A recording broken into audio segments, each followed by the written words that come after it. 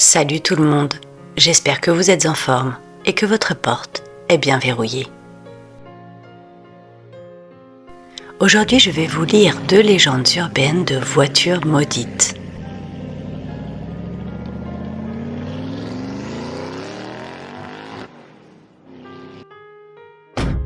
Tirées du livre Légendes urbaines, rumeurs d'aujourd'hui de Véronique Campion-Vincent et Jean-Bruno Renard. Allez go, c'est parti. Générique.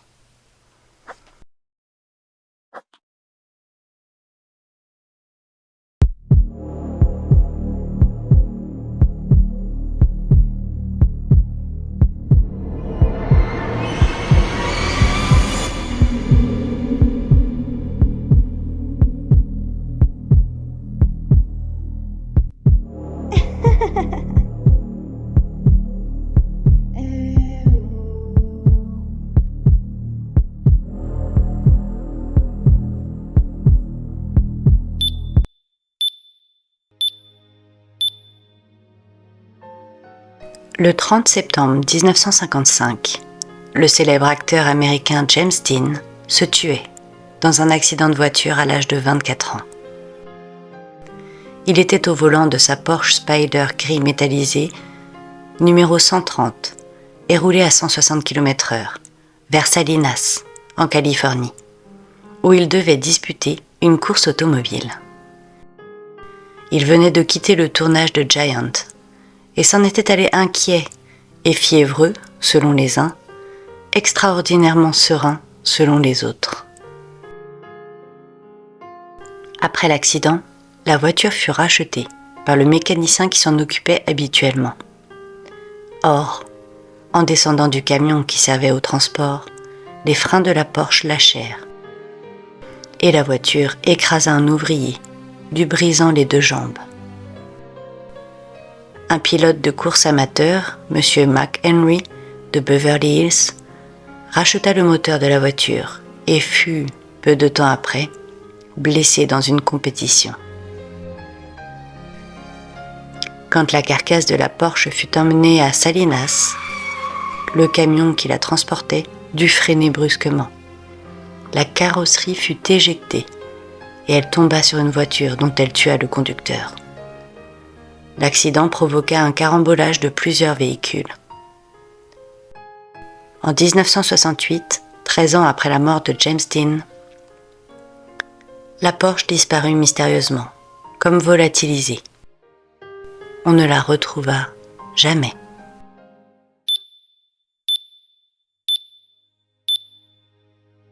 Le 28 juin 1914, l'archiduc François-Ferdinand de Habsbourg, héritier de l'Empire autrichien, arrivait en visite officielle avec son épouse à Sarajevo, en Bosnie. Leur véhicule, une torpedo grand luxe de couleur rouge, avait été spécialement construit pour eux, et ils l'inauguraient pendant ce voyage. La visite commença mal, puisqu'une bombe fut lancée vers le couple princier, mais elle explosa sur la chaussée, blessant 4 cavaliers de l'escorte. Peu après, un étudiant serbe, Gavrilo Princip, se précipita avec un pistolet vers la voiture et tua l'archiduc et son épouse. 1 mois plus tard, l'Autriche déclarait la guerre à la Serbie, ouvrant ainsi les hostilités de la Première Guerre mondiale.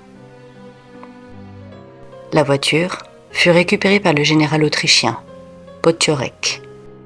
Celui-ci subit bientôt une cruelle défaite militaire, perdit son commandement et mourut, à moitié fou, dans la misère.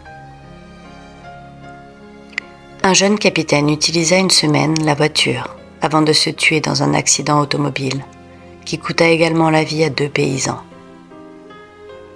Après la guerre, le gouverneur yougoslave de Sarajevo utilisa la torpedo, puis s'en débarrassa, après avoir eu en 4 mois 4 accidents. Dans le dernier, il perdit l'usage de son bras droit.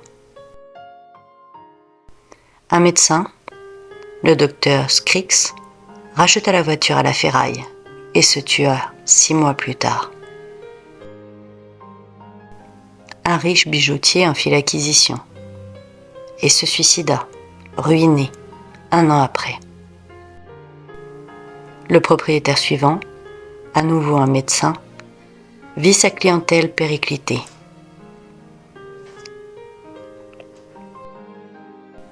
Un coureur automobile suisse racheta la voiture, mais se tua après avoir dérapé et heurté un mur. La Torpedo passa ensuite entre les mains d'un riche fermier des environs de Sarajevo. Un jour que la voiture en panne était remorquée par une charrette à bœuf, elle se mit brusquement à démarrer, et après avoir démoli l'attelage du paysan, elle se retourna dans une descente, tuant net son propriétaire. Un garagiste du nom de Tiber Hirschfeld racheta la voiture, la répara et la peignit en bleu. En accompagnant 6 personnes à un mariage, il heurta à grande vitesse une voiture qu'il doublait.